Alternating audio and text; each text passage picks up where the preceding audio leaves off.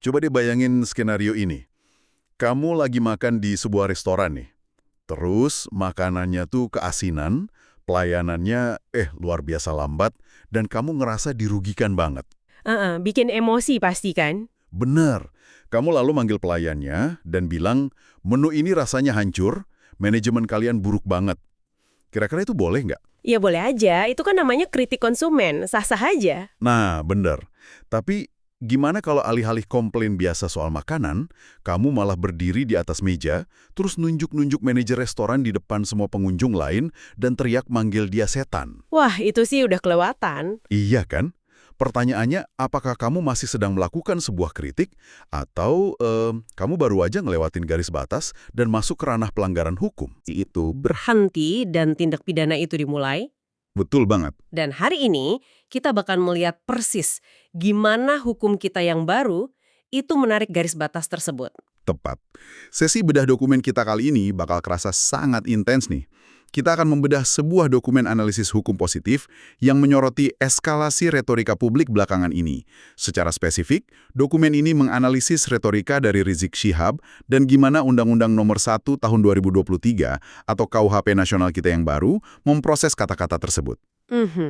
Dan ini dokumennya ngebedah semuanya loh, mulai dari makian verbal yang kasar sampai ke ranah manipulasi sejarah. Betul, tapi sebelum kita melangkah lebih jauh, aku harus menggarisbawahi satu hal yang sangat-sangat penting buat kamu yang lagi dengerin kita nih. Iya, ini wajib banget ditekankan. Dokumen analisis yang kita bedah hari ini memuat konten politik dan sosial yang suhunya lagi mendidih. Sangat tajam. Jadi kami di sini, di ruang diskusi ini, tidak mengambil pihak manapun. Benar, kiri, kanan, tengah, kita netral. Netralitas absolut. Misi kita murni membedah apa kata teks sumber ini, menganalisis kacamata hukumnya, tanpa sedikit pun bermaksud mendukung pandangan atau tokoh di dalam dokumen tersebut. Kita cuma pengen tahu gimana sih cara kerja hukum pidana modern kita saat dihadapkan pada situasi publik yang memanas ini. Dan situasi publiknya emang beneran lagi panas banget. Di dokumen analisis yang kita baca ini, bahkan disebut-sebut fenomena tagar kayak tagar kabur Yaman aja di media sosial. Oh ya, itu sempat rame banget kan? Rame banget, tagar itu dijadiin semacam termometer sosial di dokumen ini. Itu nunjukin kalau rentetan pernyataan di ruang publik belakangan ini itu bukan lagi sekedar dinamika diskusi biasa. Terus apa dong jadinya? Itu udah memicu friksi yang sangat tajam di masyarakat.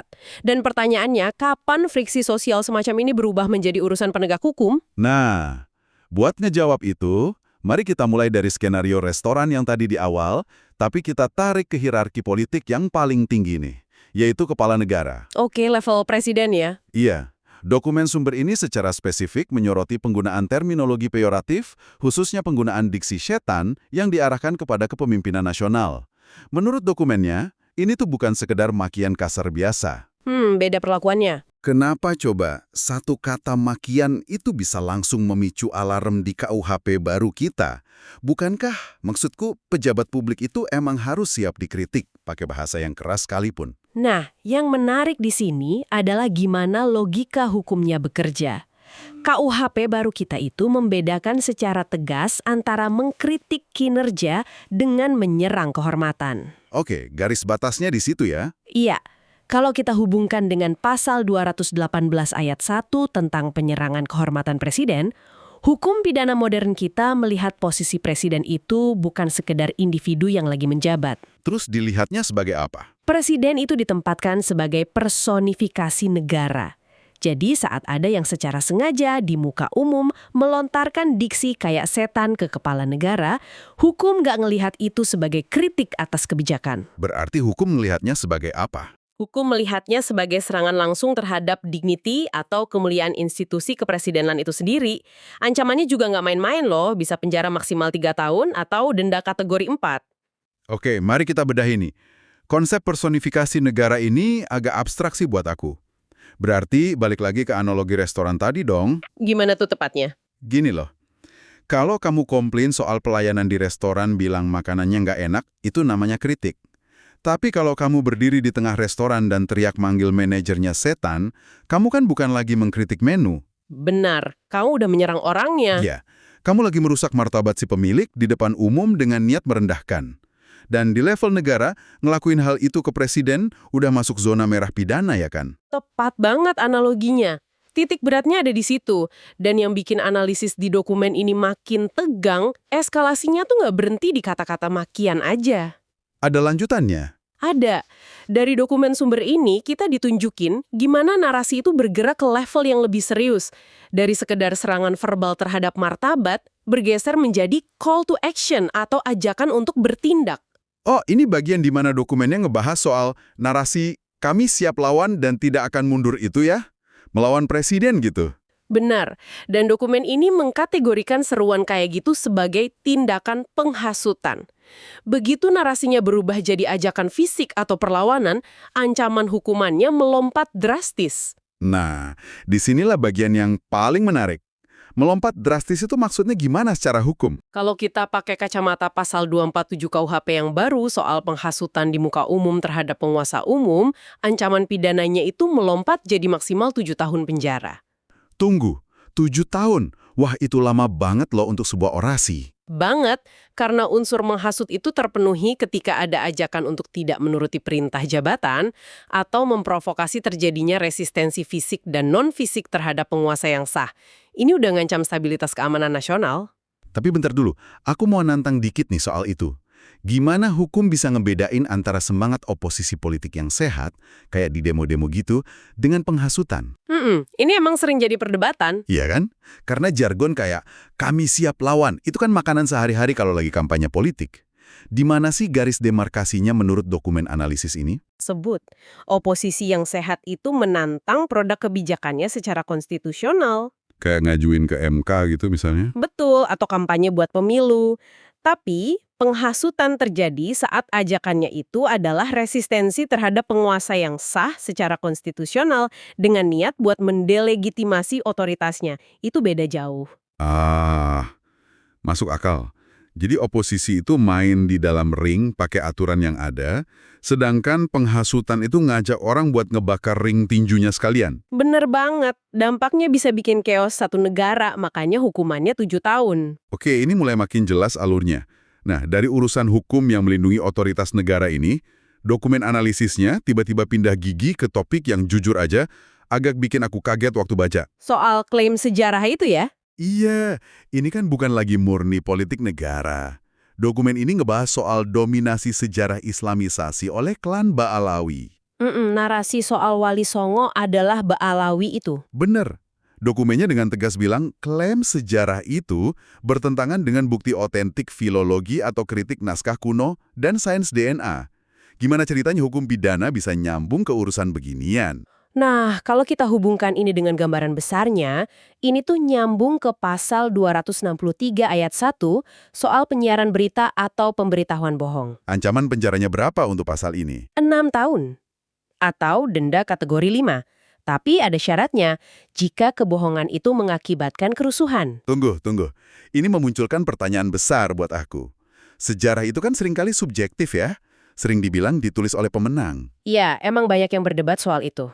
Terus, gimana bisa sebuah hukum positif kayak KUHP ini masuk ke ranah perdebatan sains, DNA dan filologi naskah kuno? Gimana caranya hukum nentuin secara sah kalau satu narasi sejarah itu adalah berita bohong yang bisa dipidana? Nanti orang takut berpendapat dong. Kekhawatiran yang wajar sih, tapi gini, dokumen ini ngejelasin kalau hukum pidana itu gak bertindak sebagai wasit dalam debat akademik atau sains. Oh, bukan nentuin DNA siapa yang benar? Bukan. KUHP nggak peduli dengan perdebatan di laboratorium. Yang disasar oleh hukum adalah pemaksaan narasinya. Ketika sejarah itu sengaja difabrikasi melawan data ilmiah demi menciptakan supremasi satu golongan. Jadi ini soal niatnya ya, penyesatan sejarah gitu. Sosial atau kerusuhan. Jadi bukan sainsnya yang dipidana, tapi niat jahat untuk memanipulasi masyarakat pakai data bohong, itu yang disikat sama pasal 263. Wah, gila. Jadi informasi palsu itu dilihat ibarat senjata yang dipakai buat merusak ketertiban umum ya?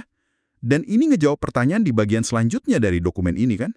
Iya, tentang dampak langsungnya di masa kini. Betul. Ternyata klaim sejarah yang dipaksakan itu berujung pada pelecehan terhadap kelompok demografis tertentu di Indonesia sekarang. Dokumen ini nyebut ada sentimen yang memosisikan etnis tertentu sebagai pemberi jasa tunggal, sambil nuntut pribumi itu harus berterima kasih. Narasinya jadi arogan banget gitu ya. Banget. Nah, kacamata hukum barunya gimana nanggepin sentimen pribumi begini? Disinilah expert dalam dokumen membedahnya pakai pasal 242 tentang penghinaan terhadap golongan. Ancaman pidananya maksimal 3 tahun. Ini khusus buat melindungi kelompok masyarakat ya? Benar. Membangun narasi kebanggaan pakai data yang didistorsi dan palsu secara sosiopolitik, terus dipakai buat merendahkan asal-usul, ras, dan harga diri penduduk asli Nusantara atau golongan pribumi, itu dikategorikan sebagai penghinaan golongan. Jadi kesimpulannya nih, ini tuh persis kayak kalau kita lagi kerja kelompok di kampus. Gimana tuh gambarannya? Gini, ada satu orang di kelompok yang tiba-tiba ngeklaim, gue lo yang ngerjain 100% tugas ini. Padahal dia klaim gitu pakai data komputer yang udah dipalsuin. Wah, ngeselin banget tuh orang kayak gitu. Iya kan? Terus parahnya, dia keliling kampus, nyuruh anggota kelompok yang lain buat sungkem dan berterima kasih sama dia, sambil ngerendahin kontribusi teman-temannya. Pasti berantem sih itu ujungnya. Jelas saja perbuatan kayak gitu bakal merusak ketertiban umum. Kalau di kampus, ya berantem fisik. Kalau di level negara, ya disintegrasi sosial. Masuk akal banget kalau ada pasal penghinaan golongan yang ngatur ini. Bener banget analoginya. Karena hukum kita sadar betul masyarakat kita majemuk, jadi harus ada perisai hukum untuk melindungi kebinekaan dari narasi-narasi supremasi rasial yang palsu. Wow. Jadi, apa arti dari semua ini? Kalau kita tarik benang merah dari awal sampai akhir, dokumen sumber ini, kesimpulannya apa? Kesimpulannya, melalui kacamata Undang-Undang Nomor 1 Tahun 2023 atau KUHP baru ini, seluruh eskalasi narasi yang dibahas tadi, dari makian presiden sampai sejarah palsu, itu telah memenuhi unsur pidana secara struktural. Berarti nggak bisa lagi cuma beralasan, oh ini kan kebebasan berpendapat ya? Sama sekali nggak bisa. Teks sumber menyimpulkan bahwa tindakan tersebut adalah provokasi sistematis. Itu mencederai kedaulatan hukum, marwah presiden, dan pastinya stabilitas bangsa kita. Luar biasa. Buat kamu yang dari tadi dengerin kita ngebedah dokumen yang padat ini so what-nya buat kamu. Analisis hukum yang sangat matang ini nunjukin kalau KUHP baru kita itu punya gigi yang sangat tajam terkait gimana kata-kata dirangkai di ruang publik. Bener, dan ini ngikat kita semua loh, bukan cuma tokoh besar aja. Tepat. Prinsip hukumnya mengatur lalu lintas komunikasi kita semua sehari-hari. Mulai dari nge-tweet sampai ngomong di depan umum. Dan sekali lagi aku mau ngingetin, kami di sini murni membahas kerangka hukum dari dokumen ini ya, tanpa sedikit pun berpihak. Iya, netralitas kita jaga terus dari awal sampai akhir. Nah, sebelum kita berpisah, ada satu pikiran provokatif dari dokumen ini yang pengen aku lempar buat kamu renungkan. Apa tuh? Bikin penasaran. Melihat gimana sains DNA, filologi, dan kritik sejarah sekarang bisa saling bersinggungan erat dengan pasal pidana soal berita bohong dan penghasutan. Kan tadi sampai bahas Wali Songo segala tuh. Iya. Pertanyaannya, apakah di masa depan ruang digital kita akan berevolusi menjadi tempat yang jauh lebih beradab dan murni berbasis data? Karena orang takut kena pasal ya. Bener. Ataukah, jangan-jangan KUHP baru ini justru akan bikin kita semua harus berpikir ribuan kali, keringat dingin, dan sampai harus nyiapin jurnal ilmiah dulu cuma untuk sekedar berdebat di kolom komentar media sosial. Wah, itu pertanyaan yang ngeri-ngeri sedap sih buat dijawab. Bikin berinding juga ya mikirinnya. Kamu bisa cari tahu dan jawab sendiri pertanyaan itu di keseharianmu. Tetap kritis, teruslah membaca, dan sampai jumpa di bedah dokumen kita selanjutnya.